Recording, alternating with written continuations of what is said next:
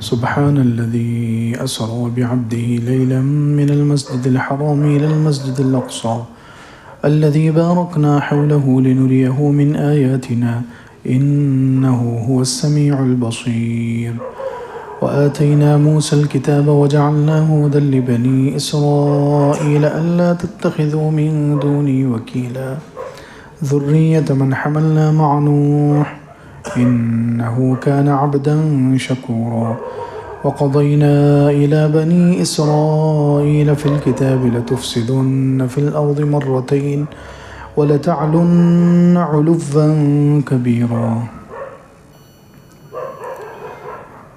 آج کا درس الحمدللہ سورہ بنی اسرائیل سے شروع ہو رہا ہے۔ آج یہ نئی سورت سورہ بنی اسرائیل شروع کی جا رہی ہے۔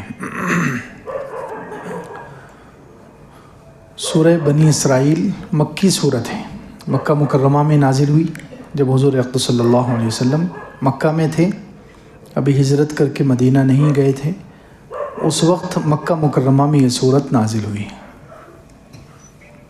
اس کا نام بنی اسرائیل بھی ہے، سورہ بنی اسرائیل، کیونکہ اس میں بنی اسرائیل حضرت یعقوب علیہ السلام کی اولاد کا تذکرہ ہے، اس لیے ان کی مناسبت سے اس کا نام سورہ بنی اسرائیل رکھا گیا۔ اور اس کا دوسرا نام سورۃ الاسراء بھی ہے، سورۃ الاسراء۔ اسراء کہتے ہیں حضور اقدس صلی اللہ علیہ وسلم کو جو معراج کرائی گئی تھی، حضور صلی اللہ علیہ وسلم کو جو معراج ہوئی تھی اس کا جو ایک حصہ تھا مکہ مکرمہ سے لے کر بیت المقدس تک، مکہ مکرمہ سے بیت المقدس ملک شام تک، اس حصے کو اسراء کہتے ہیں، اس حصے کو معراج کے اس حصے کو اسراء کہتے ہیں۔ اس کا تذکرہ ہے یہاں پہلی آیت میں، اس مناسبت سے اس کا نام سورۃ الاسراء بھی ہے۔ اس سورت کا پچھلی سورت سے تعلق اور ربط کیا ہے؟ پچھلی سورت کے اخیر میں حضور اقدس صلی اللہ علیہ وسلم کو صبر کی تلقین کی گئی، وَاصْبِرْ وَمَا صَبْرُكَ إِلَّا بِاللَّهِ، آپ صبر کیجئے۔ حضور اقدس صلی اللہ علیہ وسلم پر مکہ مکرمہ میں جو حالات آئے، حضرت خدیجہ کا انتقال ہو گیا، حضرت خدیجہ گھر میں جن کا سپورٹ تھا حضور اقدس صلی اللہ علیہ وسلم کو، تو حضرت خدیجہ کا انتقال ہوا، پھر اسی سال چچا ابو طالب کا انتقال ہو گیا، باہر جن کا سپورٹ تھا، اور اسی سال حضور اقدس صلی اللہ علیہ وسلم طائف گئے تو طائف والوں نے بہت پتھر مارے، جس کی وجہ سے آپ صلی اللہ علیہ وسلم کا مبارک بدن لہو لہان ہو گیا، زخمی ہو گئے۔ مکے والے بھی دشمنی پر اور دشمنی کی آخری حد کو پہنچے ہوئے، جان لینے پر تلے ہوئے ہیں، تو یہ سب حالات تھے۔ تو اس وقت اللہ رب العزت نے پہلے تو صبر کی تلقین کی، اور دوسرے نمبر پر حضور اقدس صلی اللہ علیہ وسلم کو جو تکلیفیں پہنچی تھی، جو غم اور مصیبتیں پہنچی تھی، ان مصیبتوں کو ہلکا کرنے کے لیے، ان مصیبتوں کا غم ہلکا کرنے کے لیے اللہ رب العزت نے معراج پر بلا لیا۔ اللہ تعالیٰ نے یہ مبارک سفر کروایا ان سارے ٹینشنوں کو، ان غموں کو ہلکا کرنے کے لیے، ان ساری مصیبتوں کے جو زخم حضور اقدس صلی اللہ علیہ وسلم کے مبارک دل پر لگے ہوں گے، اس کو کم کرنے کے لیے معراج کا سفر کرایا گیا۔ تو یہ دونوں صورتوں میں ربط ہے۔ اس صورت کا موضوع اور مقصد کیا ہے؟ سورہ بنی اسرائیل میں کیا چیز اہم بیان کی گئی ہے؟ تو دو چیزیں ہیں، ایک تو حضور اقدس صلی اللہ علیہ وسلم کے سچا نبی ہونے کو بیان کیا گیا ہے۔ اس صورت میں حضور اقدس صلی اللہ علیہ وسلم سچے نبی ہیں، محمد صلی اللہ علیہ وسلم اللہ تعالیٰ کے سچے نبی ہیں، اس کی دلیلیں اور اس کو ثابت کیا گیا ہے۔ اسی طرح قرآن اللہ کا پیغام ہے، اللہ کا کلام ہے، قرآن حق ہے، قرآن کے حق ہونے کی دلیلیں دی گئی ہے اس صورت میں خاص طور سے۔ اسی طرح بعض مفسرین کہتے ہیں کہ یہ سورہ بنی اسرائیل جو نازل ہوئی، اس کا ایک مقصد یہ بھی تھا، کفار قریش مکہ کے جو کافر ہیں ان کو تنبیہ کرنے کے لیے، کیونکہ مکہ مکرمہ کے جو کافر تھے وہ حالانکہ حضور اقدس صلی اللہ علیہ وسلم جو نبی ہیں، سارے نبیوں کے سردار ہیں، جن کا اتنا اونچا مقام ہے، تو وہ مکے والے حضور اقدس صلی اللہ علیہ وسلم کو ستاتے تھے، جان لینے پر تلے ہوئے تھے، ہر قسم کی تکلیفیں پہنچاتے تھے، اور سارے ہی مسلمانوں کو ستاتے تھے، اور پھر بھی اپنے آپ کو حق پر سمجھتے تھے۔ حضور صلی اللہ علیہ وسلم ایک نبی کو ستا کر ایک نبی پر ایمان نہیں لائے، اور ایمان ہی نہیں لائے بلکہ الٹا ستا رہے ہیں، پریشان کر رہے ہیں، تکلیفیں پہنچا رہے ہیں، اور پھر اپنے آپ کو حق پر بھی سمجھ رہے ہیں، تکلیفیں دے کر حق پر بھی سمجھ رہے ہیں اپنے آپ کو۔ حق پر کیوں سمجھ رہے ہیں؟ ان کے ذہن میں یہ تھا کہ ہم تو کعبۃ اللہ کے متولی ہیں، کعبۃ اللہ ہمارے انڈر میں، ہماری نگرانی میں ہے، ہم کعبۃ اللہ کے گھر کے متولی ہیں، یہاں حاجیوں کو ہم پانی پلاتے ہیں، ان کی خدمت کرتے ہیں، کعبۃ اللہ کا طواف کرتے ہیں، کعبے کے ہم ذمہ دار ہیں، اس لیے ہم چاہے نبی کو مارو، نبی کو ستاؤ، مسلمانوں کو مارو، تکلیفیں پہنچاؤ، پھر بھی ہم کامیاب ہیں، ہم حق پر ہیں۔ یہ ان کے ذہن میں بیٹھا ہوا تھا، کیونکہ ہم کعبے کے متولی ہیں، ذمہ دار ہیں۔ تو اللہ رب العزت نے ان کو سمجھانے کے لیے، ان کو تنبیہ کرنے کے لیے یہ صورت اتاری ہے کہ دیکھو بنی اسرائیل جو قوم ہے، حضرت یعقوب علیہ السلام کی اولاد، ان کے ذہن میں بھی یہ بات بیٹھی ہوئی تھی، ان کے ذہن میں بھی یہی بات بیٹھی ہوئی تھی کہ ہم تو بیت المقدس کے نگران ہیں، بیت المقدس کے متولی ہیں، حضرت یعقوب علیہ السلام نبی کی اولاد ہیں، تو ہم کچھ بھی کرو، ہم کتنے بھی گناہ کرو، ہم چونکہ بیت المقدس کے ذمہ دار ہیں اور نبی کی اولاد ہیں، اس لیے ہم کامیابی ہو جائیں گے۔ تو اللہ رب العزت نے اس صورت میں ان کا واقعہ بیان کیا کہ دیکھو بنی اسرائیل نے جب اللہ کی نافرمانی کی، نبیوں کو ستایا، تو چاہے وہ نبی کی اولاد تھے، وہ نبی کی اولاد تھے اور بیت المقدس جیسے اللہ کے گھر کے ذمہ دار تھے، لیکن جب انہوں نے اللہ کی نافرمانی کی ہے تو اللہ نے ان کو ذلیل کیا ہے، اللہ نے ان پر ظالم بادشاہوں کو مسلط کیا اور بیت المقدس ان کے ہاتھ میں سے لے لیا گیا۔ تو ایسے ہی مکے والوں، اگر تم نبی کو ستاؤ گے، مسلمانوں کو ستاؤ گے، تکلیفیں پہنچاؤ گے، تو تمہارا حشر بھی بنی اسرائیل کے جیسا ہوگا، تم پر عذاب بھی آئے گا اور تمہیں بیت اللہ سے نکال دیا جائے گا، بیت اللہ مسلمانوں کے حوالے کر دیا جائے گا۔ تو یہ اس صورت کا موضوع ہے، اس صورت کو اس لیے نازل کیا گیا۔ اس صورت کا پہلا لفظ ہے سبحان الذی اسری بعبدہ لیلا من المسجد الحرام الی المسجد الاقصی۔ پاک ہے، سبحان کہتے ہیں ہر عیب اور کمزوری سے پاک ذات، صرف عیب سے نہیں۔ عام طور پر ہم سمجھتے ہیں کہ سبحانہ کا ترجمہ ہے عیب سے پاک، نہیں، عیب سے بھی پاک اور کمزوری سے بھی پاک، عیب سے بھی پاک اور کمزوری سے بھی پاک، کیونکہ بہت سارے دنیا میں نبی ہیں، سارے ہی نبی اور سارے ہی فرشتے، وہ بھی تو عیب سے پاک ہوتے ہیں۔ نبیوں کے اندر بھی اور فرشتوں کے اندر بھی عیب نہیں ہوتا، نبیوں کے اندر اور فرشتوں کے اندر عیب نہیں ہوتا۔ پھر اللہ تعالیٰ کو بھی ہم کہیں گے عیب سے پاک ہے، تو اللہ تعالیٰ بھی اور فرشتے اور نبی سب برابر ہو جائیں گے۔ تو نبیوں کے اندر اور فرشتوں کے اندر عیب تو نہیں ہوتا، لیکن کمزوری ہوتی ہے۔ نبیوں کے اندر عیب تو نہیں ہوتا لیکن کمزوری ہوتی ہے، وہ تھک جاتے ہیں، نہیں تھکتے، وہ کھانا کھاتے ہیں، ان کو بھوک لگتی ہے، پیاس لگتی ہے، یہ کمزوری ہے۔ اللہ کی ذات اس سے بھی پاک ہے، اللہ کی ذات عیب سے بھی پاک ہے، کمزوری سے بھی پاک ہے۔ اللہ کو نہ بھوک لگتی ہے، نہ پیاس لگتی ہے، کسی چیز کا وہ محتاج نہیں ہے، نہ وہ تھکتا ہے۔ خلقنا السماوات والارض وما بینہما فی ستۃ ایام وما مسنا من لغوب۔ ہم نے آسمان اور زمین 6 دن میں بنائے اور ہمیں کوئی تھکاوٹ نہیں لگی۔ تو اللہ کی ذات تھکاوٹ سے بھی پاک، کمزوری سے بھی پاک ہے، عیب سے بھی پاک ہے۔ سبحان، قرآن میں عام طور پر سبحان کا جو لفظ ہے یہ ایسے موقع پر لایا جاتا ہے، اس کے آگے قرآن میں اکثر جگہ یا سبھی جگہ سبحان لا کر اللہ کا ایسا کام، اللہ کی قدرت کا ایسا کام ظاہر کیا جاتا ہے جو کوئی نہیں کر سکتا اللہ کے علاوہ۔ سبحانہ قرآن میں سورہ یاسین میں جیسے 2 جگہ ہے، سورہ یاسین میں 2 جگہ سبحانہ ہے۔ سبحان الذی خلق الازواج کلها مما تنبت الارض ومن انفسهم ومما لا يعلمون۔ سبحان، پاک ہے، بے عیب ہے، کمزوری سے پاک ہے وہ ذات جس نے ہر خلق الازواج کلها، تمام مخلوق کے جوڑے جوڑے بنائے، مخلوقات میں جوڑے جوڑے بنائے، دن رات، زمین آسمان، مرد عورت، میل فیمیل، تو جوڑے جوڑے بنائے ہیں. یہ ایسا کام ہے جو اللہ ہی کر سکتا ہے. اللہ کے علاوہ کوئی بھی ایسے جوڑے نہیں بنا سکتا. اسی طرح سورہ یاسین کے آخر میں ہے سبحان الذی بیدہ ملکوت کل شیء، پاک ہے وہ ذات جس کے ہاتھ میں ہر چیز کا قبضہ، ہر چیز کا کنٹرول ہے. اور ہر چیز پر قبضہ یہ بھی ایسا کام ہے جو اللہ کے علاوہ کسی کا نہیں ہو سکتا. دنیا میں انسان کتنا بھی بڑا بادشاہ بن جاؤ، کتنا بھی بڑا بادشاہ بن جاؤ، وہ اپنے پیشاب پر بھی اس کو کنٹرول نہیں رہتا. دنیا میں کوئی بادشاہ کتنا بھی طاقتور ہو، اس کو اپنے خون پر کنٹرول نہیں ہوتا، اس کو اپنے پیشاب پر کنٹرول نہیں ہوتا، اپنے بدن پر وہ کنٹرول نہیں رکھتا. کتنا بھی بڑا بادشاہ ہو، اس کی آنکھیں اس کے اختیار میں نہیں، اس کے ہاتھ اس کے اختیار میں نہیں، اس کا خون اس کے اختیار میں نہیں، اس کی زبان اس کے اختیار میں نہیں.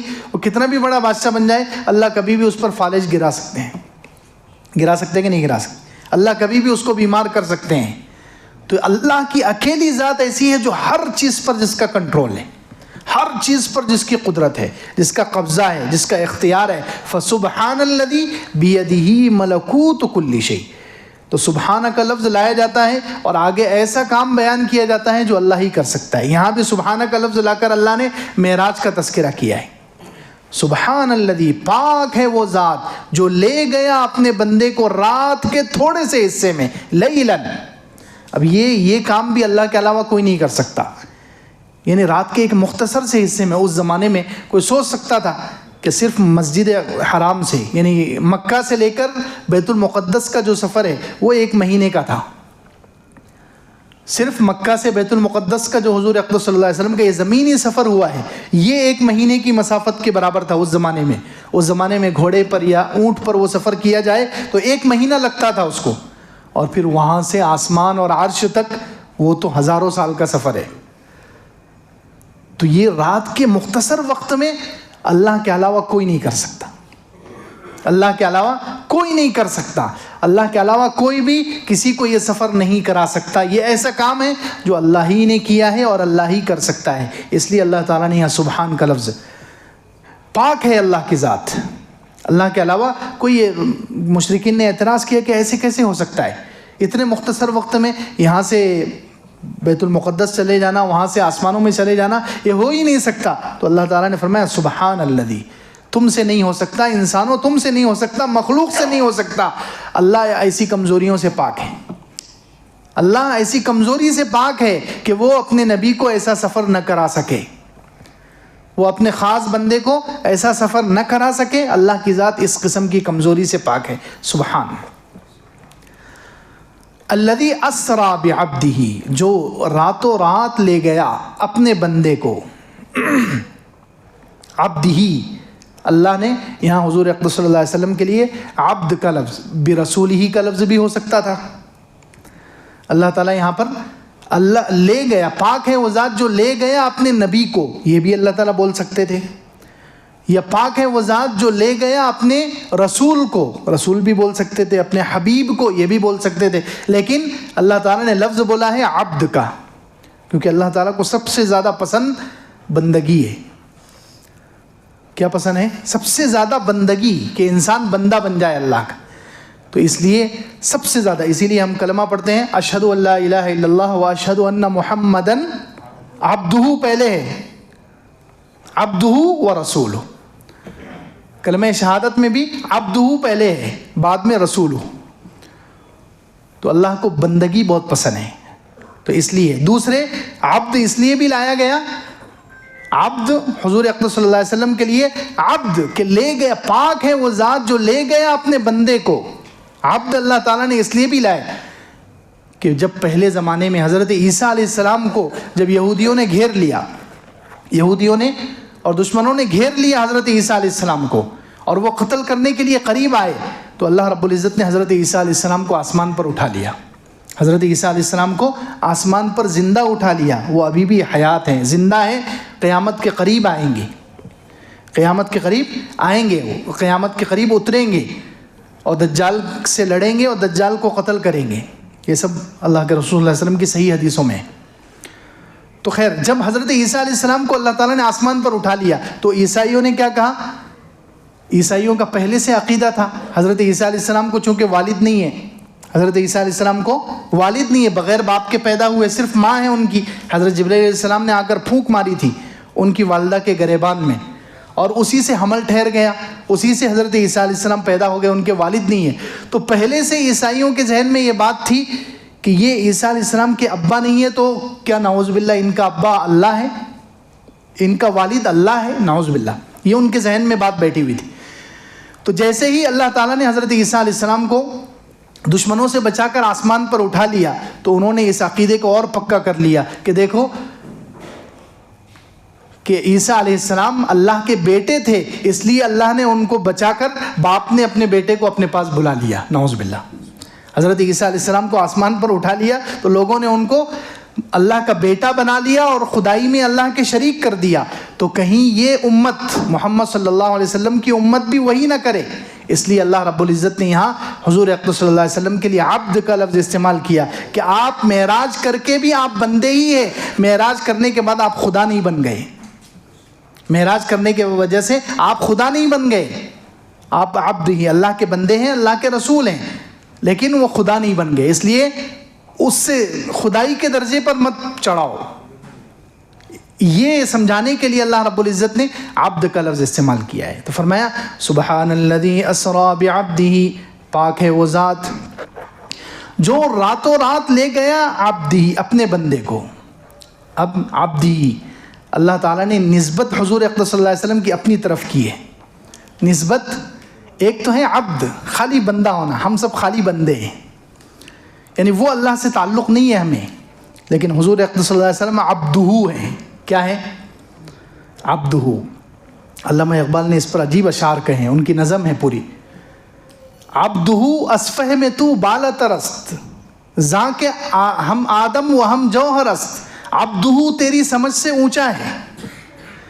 عبدہ یعنی حضور کو تم نہیں سمجھ سکتے، حضور کی ذات تمہاری سمجھ سے بہت اونچی ہے. عبدہ فہم تو از فہم تو بالترست، زاں کہ ہم آدم و ہم جوہر است. وہ آدم بھی ہیں، آدم کی بنیاد بھی ہیں، آدم بھی ہے، آدم کی انسان بھی ہے اور انسانوں کی بنیاد بھی ہے. جوہر او نے عرب نے عجم است. ان کی بنیاد حضور اقدس صلی اللہ علیہ وسلم کو جس سے پیدا کیا گیا، وہ جس مٹی سے بنایا گیا، وہ مٹی نہ عرب کی ہے نہ عجم کی ہے. آدم است و ہم ز آدم اقدم است. آدمی بھی ہیں اور آدمیوں سے پہلے بھی ہیں، کیونکہ حدیثوں میں ہے کہ حضور صلی اللہ علیہ وسلم کے لیے جو مٹی لی گئی وہ جنت کی لی گئی. کہاں کی لی گئی؟ جنت کی مٹی. اسی لیے یہ تو قرآن کی آیت ہے، منہا خلقناکم وفیہا نعیدکم ومنہا نخرجکم تارۃ اخری. جب ہم لوگ قبر پر مٹی ڈالتے ہیں تو یہ آیت پڑھتے ہیں، یہ آیت پڑھتے ہیں، منہا خلقناکم وفیہا نعیدکم ومنہا نخرجکم تارۃ اخری، 16ویں پارے میں، کہ ہم نے اسی مٹی سے تمہیں پیدا کیا، اسی میں ہم تمہیں دوبارہ لوٹائیں گے، اسی سے ہم تمہیں زندہ کریں گے. تو اس آیت سے مفسرین نے کہا کہ جہاں انسان دفن ہوتا ہے وہیں کی مٹی سے اس کو بنایا گیا ہے. جہاں انسان دفن ہوتا ہے وہیں کی مٹی سے اس کو بنایا گیا ہے. تو حضور اقدس صلی اللہ علیہ وسلم کو جنت کی مٹی سے بنایا گیا، یعنی جس حصے میں حضور اقدس صلی اللہ علیہ وسلم آج دفن ہے اپنے قبر مبارک میں، وہ حصہ جنت کا حصہ ہے، حدیث میں خود فرما دیا گیا. تو وہ جنت کا ٹکڑا ہے، وہ تو وہاں کی مٹی سے بنایا گیا. تو اس لیے جوہر او نے عرب نے عجم است. آپ کا جو جوہر، آپ کو جس مٹی سے بنایا گیا وہ نہ عربی ہے نہ عجمی ہے، وہ آدم ہے، آدم سے بھی پہلے ہے. پھر کہا عبدہ صورت گرے تقدیرہا اندروں ویرانہا تعمیرہا. عبدہ حضور کی ذات تقدیر کی شکل کو سنوارنے والی ہے. اللہ اکبر. تقدیر بنانے والا تو اللہ ہے، تقدیر بنانے والا کون ہے؟ اللہ ہے، لیکن حضور تقدیر کو سنوارنے والے. جو حضور پر ایمان لائے گا اس کی تقدیر سنور جائے گی، جو حضور صلی اللہ علیہ وسلم سے محبت کرے گا اس کی تقدیر سنور جائے گی، خوبصورت ہو جائے گی. تو کہا عبدہ صورت گرے تقدیرہا، حضور کی ذات تقدیر کو سنوارنے والی ہے. اندروں تعمیرہا ویرانہا، حضور کی ذات کے اندر تعمیرات بھی ہے اور ویرانی بھی ہے. جو مانے گا وہ آباد ہو جائے گا، جو نہیں مانے گا، ایمان نہیں لائے گا، وہ برباد ہو جائے گا. جو نہیں مانے گا وہ برباد ہو جائے گا. عبدہ ہم جاں فضا، ہم جاں ستا، عبدہ ہم شیشہ، ہم سنگے گرا. عبدہ حضور کی ذات روح کو زندہ کرنے والی بھی ہے اور روح کو کھینچنے والی بھی ہے. جو حضور کو مان لے گا، حضور سے محبت کرے گا صلی اللہ علیہ وسلم، اس کی روح زندہ ہو جائے گی. اور جو حضور صلی اللہ علیہ وسلم سے محبت نہیں کرے گا، حضور پر ایمان نہیں لائے گا، اس کی روح مر جائے گی. عبدہ ہم شیشہ ہم سنگے گرا. حضور نزاکت میں ایسے ہیں جیسے کانچ ہوتا ہے، شیشہ بھی ہے اور پہاڑ بھی ہے. عبدہ ہم شیشہ ہم سنگے گرا. اب آخر میں کہا عبد دیگر عبدہ چیزیں دیگر. عبد اور ہے، عبدہ اور ہے. بندہ ہونا اور ہے، اس کا بندہ ہونا اور ہے. عبد دیگر عبدہ چیزیں دیگر. ما سراپا انتظار او منتظر. ہم تو اللہ کی رحمت کے انتظار میں رہتے ہیں، اللہ کی رحمت آ جائے، اللہ ہم پر توجہ ڈال دے، اللہ برکت بھیج دے. حضور کو انتظار نہیں کرنا پڑتا. حضور کے پاس تو سب چیزیں لائن لگا کر کھڑی رہتی ہے. رحمت، برکت، توجہ سب لائن لگا کر کھڑی رہتی ہے کہ کب اشارہ ہو اور ہم آپ کی قدم بوسی کریں. یہ عبدہ، دیکھیے وہی لفظ ہے، سبحان الذی اسری بعبدی. پاک ہے وہ ذات جو لے گیا اپنے بندے کو لیلاً، رات کے ایک حصے میں. لیلاً دو زبر، عربی زبان بھی عجیب ہے. صرف دو زبر سے اللہ رب العزت نے یہ معنی پیدا کر دیا کچھ حصے میں. رات کے تھوڑے سے وقت کو بتانے کے لیے کہ یہ کام تھوڑے سے وقت میں ہوا ہے، اس کو بتانے کے لیے اللہ تعالیٰ نے صرف دو زبر دے دیے. اس کو کہتے ہیں نکیرہ لانا. عربی میں نکیرہ لانا، نکیرہ لایا گیا اور دو زبر دے کر اللہ نے بتا دیا لیلاً، یہ کام رات کے بہت مختصر وقت میں ہوا ہے. دوسری بات، قرآن میں معراج کا جو تذکرہ ہے وہ دو جگہ ہے. قرآن میں معراج کا تذکرہ کتنی جگہ ہے؟ دو جگہ ہے. ایک تو یہاں پر ہے سورہ بنی اسرائیل میں، ایک 27 پارے میں سورہ نجم میں ہے. یہاں پر ایک حصے کا تذکرہ ہے، وہاں پر دوسرے حصے کا تذکرہ ہے. معراج کے دو حصے ہیں. ایک حصہ ہے زمینی سفر، مکہ سے بیت المقدس فلسطین کا جو سفر ہے، یہ ایک حصہ ہے. اس کا تذکرہ، اس زمینی سفر کا تذکرہ اللہ نے یہاں 15ویں پارے میں بنی اسرائیل میں کیا ہے، سورہ بنی اسرائیل. اور آسمانی سفر، بیت المقدس سے جو آسمان کا سفر ہے معراج کا، اس کا تذکرہ اللہ تعالیٰ نے 27ویں پارے میں کیا ہے. اب فرق کیا ہے؟ یہاں پر اللہ رب العزت نے جو زمین کا سفر ہے اس میں لیلاً، رات کا لفظ بولا ہے. جو یہ زمینی سفر ہے مکے سے ملک شام بیت المقدس کا، اس میں اللہ تعالیٰ نے رات کا لفظ، رات کا ورڈ استعمال کیا ہے، رات کا لفظ. وہ آسمان کا جو سفر ہے اس میں کہیں بھی رات کا لفظ نہیں ہے. کیوں؟ اللہ اکبر. اللہ رب العزت کو علم ہے، ہر چیز کا علم ہے. قیامت تک کی ساری واقعات کا، ساری چیزوں کا اللہ رب العزت کو کامل مکمل علم ہے. تو اللہ تعالیٰ کو معلوم تھا کہ 1400 سال کے بعد سائنس ترقی کرے گی، 1400 سال کے بعد سائنس کی ترقی ہوگی. تو سائنس کو ترقی کے ذریعے سے انسانوں کو معلوم ہو جائے گا کہ یہ زمین کے دن اور رات جو ہے یہ صرف زمین کے اوپر ہے. یہ زمین کا جو اسپیس ہے آسمان کے نیچے تک، دن اور رات کا سسٹم یہیں چلتا ہے، آسمانوں میں نہیں چلتا. آسمانوں میں دن اور رات نہیں ہے. تو اللہ رب العزت نے اسی لیے 1450 سال پہلے جو زمینی سفر کا حصہ ہے اس میں رات کا لفظ استعمال کیا ہے. آسمانی سفر کے لفظ میں، آسمانی سفر کا تذکرہ جہاں پر ہے وہاں رات کا لفظ اللہ نے استعمال ہی نہیں کیا تاکہ کوئی انگلی نہ اٹھا سکے. نعوذ باللہ. سبحان اللہ، کتنی عجیب بات ہے. وہاں پر اللہ نے رات کا لفظ استعمال نہیں کیا.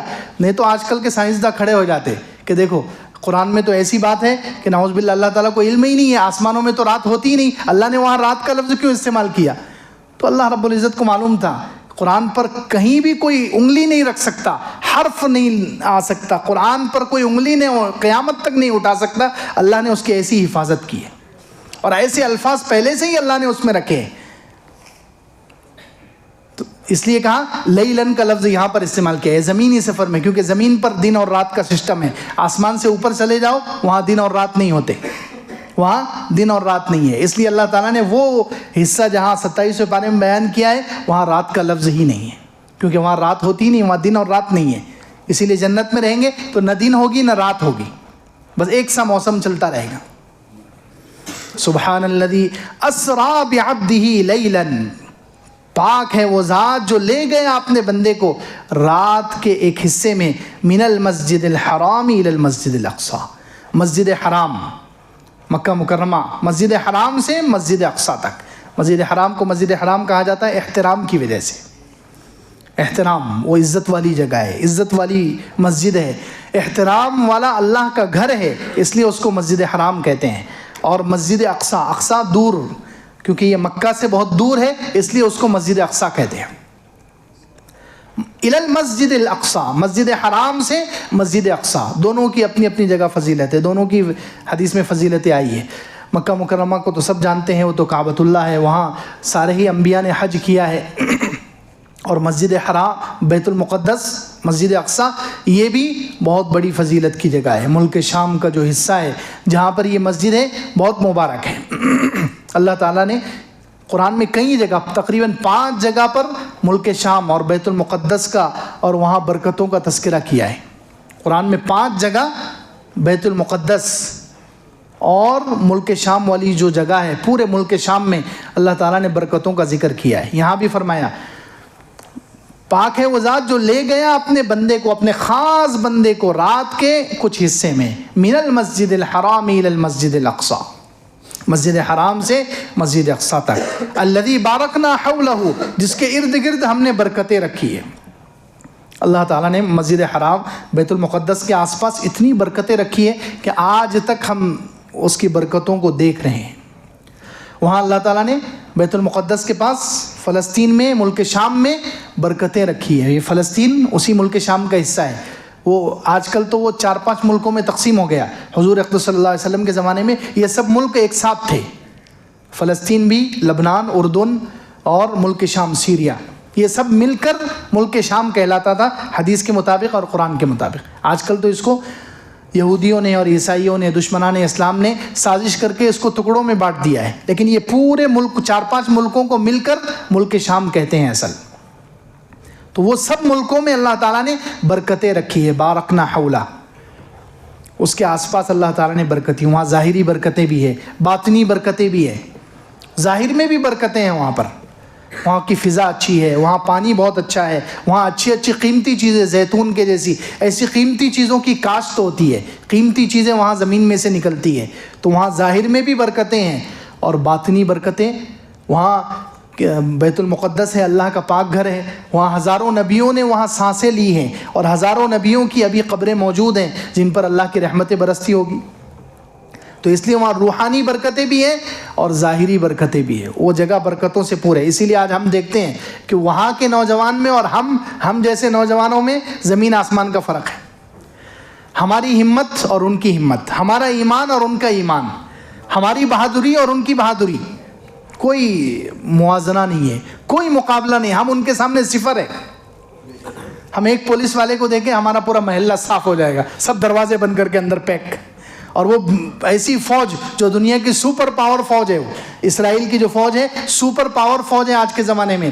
ہر نیا ہتھیار جو اس زمانے کا وہ ان کے پاس موجود ہے، لیکن وہ کسی سے نہیں ڈرتے ہیں. وہ فلسطین والے، اللہ نے برکت اتنی رکھی ہے، ان کے جسم میں برکت، ان کے روح میں برکت، ان کے ایمان میں برکت، ان کی بہادری میں برکت، ان کی ہر چیز میں اللہ نے اتنی برکت دی ہے کہ وہ پتھر لے کر کھڑے رہتے ہیں. ان کے پاس کوئی ہتھیار نہیں ہوتا. ان کا بچہ سے بچہ سامنے کھڑے رہ کر وہ اسرائیلی کو گالی دیتا ہے، جس کے پاس ہر طرح کا ہتھیار ہے اس کے پاس، لیکن ان کا چھوٹا سا بچہ سامنے کھڑے رہ کر گالی دیتا ہے، اس کو برا بھلا کہتا ہے، اس کے سامنے ڈٹ کر مقابلہ کرتا ہے. وہاں کی لڑکیاں، وہاں کی بچیاں، ان میں اللہ تعالیٰ نے برکت رہے، ہر چیز میں برکت ہے وہاں. اور آج ابھی تو الحمدللہ ہم نے جو غزہ کی فتح ہوئی اس میں تو سب نے آنکھوں سے دیکھ لیا اس کی برکتیں. کیا اللہ تعالیٰ نے برکت رکھی ہے ان کے اندر، کیسی خطرناک فوج کو انہوں نے اللہ کی مدد سے ہرا دیا ہے. الحمدللہ کتنی برکت، یہ برکت ہی تو ہے. یہ کیا چیز ہے، یہ کس چیز نے ان کو 1 سال تک اتنی بڑی فوج، اتنی خطرناک فوج کے سامنے قائم رکھا، کھڑا رکھا. انہوں نے ہمت نہیں ہاری، انہوں نے ہتھیار نہیں ڈالے، وہ زیر نہیں ہوئے ان کے سامنے، انہوں نے منتیں معافیاں نہیں مانگی ان سے، ڈٹے رہے. آخر میں ان کو مجبور ہو کر ان کے سامنے صلح کرنی پڑی. یہ الذی بارکنا حولہ، جو اللہ نے قرآن میں کہا ہم نے وہاں برکتیں رکھی ہے، آج ہم نے آنکھوں سے دیکھ لیا الحمدللہ کتنی برکتیں ہیں وہاں پر، وہاں کی ہر چیز میں برکت ہے۔ حضور اقدس صلی اللہ علیہ وسلم نے ایک حدیث مسند احمد میں فرمایا کہ میں سو رہا تھا، فرشتے آئے، میں بینما انا نائم، میں سو رہا تھا کہ اتنے میں فرشتے آئے، اور فرشتوں نے کیا کیا، میرے تکیے کے نیچے سے انہوں نے قرآن کا کتاب کا ستون نکالا اور اس کو لے کر جانے لگے، میرے تکیے کے نیچے سے قرآن کا ستون نکالا اور اس کو لے کر جانے لگے۔ حضور اقدس صلی اللہ علیہ وسلم فرماتے ہیں میں نے اس پر نظریں جما دی کہ یہ ستون قرآن ہے، قرآن کا ستون کھمبا یہ میرے تکیے کے نیچے سے نکال کر فرشتے کہاں لے کر جا رہے ہیں؟ تو جا کر دیکھا فعمدت بہ الی الشام، اس کو شام میں لے جا کر انہوں نے گاڑ دیا۔ پھر آگے فرمایا حضور اقدس صلی اللہ علیہ وسلم نے الا ان الایمان حین تقع الفتن بالشام، جب فتنے واقع ہوں گے اس وقت ایمان شام میں ہوگا، وہ پورا ملک شام اور خاص طور سے بیت المقدس کی جگہ مراد ہے۔ جب فتنے واقع ہوں گے، جب فتنے واقع ہوں گے اس وقت ایمان کہاں ہوگا؟ شام میں ہوگا۔ الا ان الایمان حین تقع الفتن بالشام او کما قال علیہ الصلوۃ والسلام، صحیح حدیث ہے یہ۔ اتنی مقدس جگہ ہے، وہ اتنی بابرکت جگہ ہے، وہاں کے فطری طور پر وہاں کے بچے ایمان لے کر پیدا ہوتے ہیں، بہادری لے کر پیدا ہوتے ہیں، اللہ اور اس کے رسول کی محبت لے کر پیدا ہوتے ہیں۔ تو فرمایا من المسجد الحرام الى المسجد الاقصی، پاک ہے وہ ذات جو لے گئے اپنے خاص بندے کو رات کے ایک حصے میں مسجد حرام سے مسجد اقصی تک، الذی بارکنا حولہ، جس کے ارد گرد ہم نے برکتیں رکھی ہیں، لنریہ من آیاتنا۔ اب اللہ نے یہ سفر کیوں کرایا؟ حضور اقدس صلی اللہ علیہ وسلم کو یہ جو سفر کرایا ہے معراج کا سفر، یہ سفر اللہ تعالیٰ نے کیوں کرایا؟ تاکہ ہم دکھلائیں اپنے نبی کو، اپنے خاص بندے کو اپنی نشانیاں۔ اللہ نے اپنی قدرت کی نشانی، کیسی کیسی عجیب نشانیاں۔ یہی کتنی بڑی بات تھی کہ بیت المقدس میں سارے انبیاء علیہم السلام جتنے نبی دنیا میں گزرے ہیں سب کے سب وہاں پر جمع ہو گئے اور حضور اقدس صلی اللہ علیہ وسلم کے انتظار میں تھے۔ حضور اقدس صلی اللہ علیہ وسلم نے ان کی امامت کی ہے۔ سبحان اللہ، کتنا بڑا شرف حاصل ہوا اور کتنی بڑی اللہ کی قدرت ظاہر ہوئی۔ سارے نبی اپنی اپنی قبروں سے اٹھ کر آئے اور حضور اقدس صلی اللہ علیہ وسلم کی امامت میں انہوں نے نماز پڑھی ہے۔ کتنی بڑی اللہ کی قدرت کا ظہور ہے یہ۔ ہزاروں سال سے جو انبیاء علیہ السلام اپنی قبروں میں تھے اللہ نے ان کو جمع کر دیا، پھر وہاں سے تو آسمان تک کیا کیا عجائبات اور کیسی کیسی اللہ کی قدرت کی نشانیاں، خود جنت اور جہنم اور آسمانوں میں نبیوں سے ملاقات اور عرش پر اکثر جمہور کے نزدیک اللہ تعالیٰ کا دیدار اور اللہ تعالیٰ سے باتیں، یہ سب اللہ کتنی قدرت کی نشانیاں حضور اقدس صلی اللہ علیہ وسلم نے ملاحظہ فرمائی ہیں۔ اس لیے کہا لنریہ من آیاتنا، یہ ہم نے سفر اس لیے کرایا تاکہ ہم اپنے خاص بندے کو اپنی نشانیاں دکھلائیں۔ انہ هو السمیع البصیر، اللہ تعالیٰ سننے والا ہے، دیکھنے والا ہے۔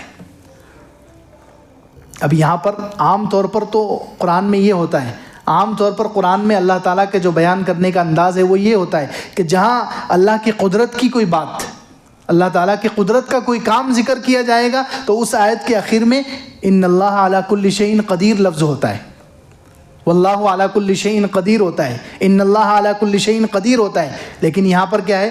انہ هو السمیع البصیر، وہ سننے والا دیکھنے والا ہے۔ مفسرین کہتے ہیں اللہ تعالیٰ نے یہاں ان دو ناموں کا، قدرت کا تذکرہ نہیں کیا یہاں پر، قدرت والا جو نام ہے قدیر، کہ اللہ نے اتنا بڑا کام کروایا، اتنی بڑی معراج اور ایسا عجیب سفر کروایا، کتنی بڑی اللہ کی قدرت ظاہر ہوئی، تو قدیر نام ہونا چاہیے تھا، قدیر نام کے بجائے سمیع اور بصیر ہے۔ کیوں؟ یہ حضور اقدس صلی اللہ علیہ وسلم کے حالات کی طرف اشارہ ہے کہ اے نبی جی، جب آپ کو طائف والے پتھر مار رہے تھے اور آپ نے طائف میں جو پتھر کھائے ہیں اور جو زخم کھائے ہیں، اس زخم کھانے کے بعد آپ نے جو اللہ سے مناجات کی ہے، دعا کی ہے، اللہ نے وہ دعا سنی ہے، اور اس کی برکت سے، ان قربانیوں کی برکت سے اللہ نے آپ کے حالات کو دیکھا اور آپ کو یہ سارا سفر کروایا ہے۔ انہ هو السمیع البصیر، تم پر جو بھی مصیبت آئے، اللہ تعالیٰ مصیبت میں جب تم اللہ کو پکارتے ہو اللہ سنتا ہے اور تمہارے حالات کو دیکھتا ہے۔ اس لیے اللہ تعالیٰ نے یہاں پر اپنے ان دو ناموں کو ذکر کیا، انہ هو السمیع البصیر، وہ سننے والا ہے، دیکھنے والا ہے۔ حضور اقدس صلی اللہ علیہ وسلم پر جو حالات گزرے ہیں اور اس وقت حضور نے جو دعائیں کی ہے، اللہ نے ان دعاؤں کو سنا ہے اور اللہ نے ان حالات کو دیکھا ہے کہ میرے نبی پر کیا کیا گزرا ہے۔ اس لیے اللہ رب العزت نے تسلی کے لیے اپنے پاس بلا لیا۔ دنیا میں ہم دیکھتے ہیں کوئی بیمار ہو جاتا ہے، دنیا میں کوئی زیادہ لمبے عرصے تک بیمار، ابھی کچھ دنوں پہلے میں بیمار پڑ گیا تو لوگ کیا کہہ رہے تھے مجھے کہ اچھا ہونا ہے تو آپ سفر کیجئے، آپ فلاں جگہ جائیے، کسی کے پاس جائیے، ہمارے پاس آئیے، 2-4 دن رہیے، اس سے آپ کی طبیعت فریش ہو جائے گی۔ تو اب حضور اقدس صلی اللہ علیہ وسلم کا مقام ملاحظہ فرمائے کہ آپ کو زمین والوں نے ستایا، زمین والوں نے تکلیفیں پہنچائی، تو اللہ رب العزت نے کہا کہ میرے حبیب آپ سب چھوڑیے، میرے پاس آ جائیے، میں تسلی دیتا ہوں۔ اللہ اکبر، کیا مقام ہے، سبحان اللہ۔ انہو هو السمیع البصیر، لوگ تسلی دینے کے لیے، بیماری کو دور کرنے کے لیے، فریش کرنے کے لیے کسی کو اپنے پاس بلاتے ہیں۔ یہ حضور اقدس صلی اللہ علیہ وسلم کا مقام ہے کہ اللہ رب العزت نے آپ کی طبیعت کو فریش کرنے کے لیے، آپ کے غموں کو دھونے کے لیے، آپ کے زخموں کو کم کرنے کے لیے، دلوں پر جو زخم لگے تھے اور بدن پر بھی طائف میں جو زخم لگے تھے ان کو دور کرنے کے لیے اللہ تعالیٰ نے اپنے پاس عرش پر بلا کر اللہ تعالیٰ نے سارے زخم دھو دیے، تسلیاں دیے۔ سبحان اللہ۔